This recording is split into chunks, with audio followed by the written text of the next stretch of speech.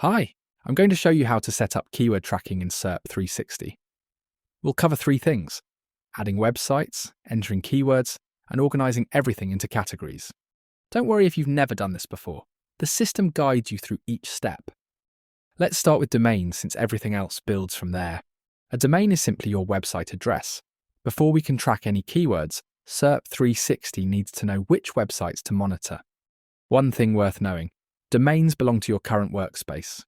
If you're managing multiple projects or clients, each workspace keeps its own separate list of domains, keywords, and categories. This keeps everything organized and prevents things getting mixed up. The Domains tab shows two things: an input field at the top and a table of existing domains below. To add a domain, type your website address in the field. Just use the main address, something like mywebsite.com. You can skip the https:// and www parts. The system handles those automatically. Click Add. The domain appears in the table. That's it. This website is now ready for keyword tracking. If you manage several websites, add each one separately. Every domain keeps its own keywords and categories, which makes filtering and reporting much cleaner later on. To remove a domain, click the delete icon. One thing to keep in mind: deleting a domain also removes all its keywords and categories. The system asks for confirmation before anything gets deleted, so there's no risk of accidental removal. Now let's look at how to add the search terms you want to track. The Keywords tab has two parts. The Add New Keywords panel at the top is where you'll enter search terms.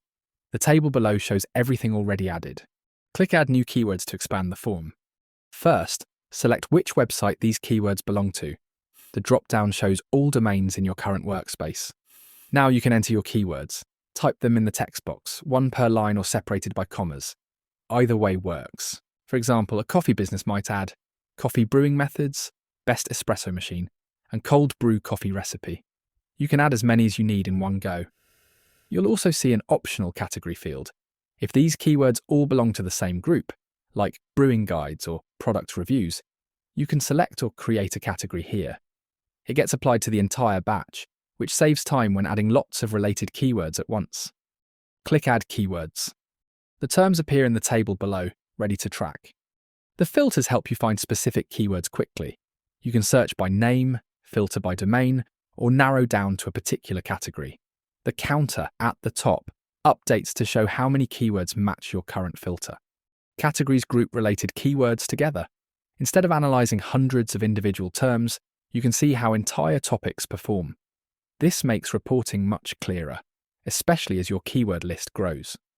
The table shows each keyword along with its domain, search volume, and difficulty score. Volume tells you roughly how many people search for that term each month. Difficulty indicates how competitive it might be to rank. Volume and difficulty data doesn't appear automatically. To fetch it, click the check button at the bottom of the page. The system retrieves metrics for all your keywords at once. This might take a moment depending on how many keywords you have. Keywords start without any category. You'll see a No Categories label in the Categories column.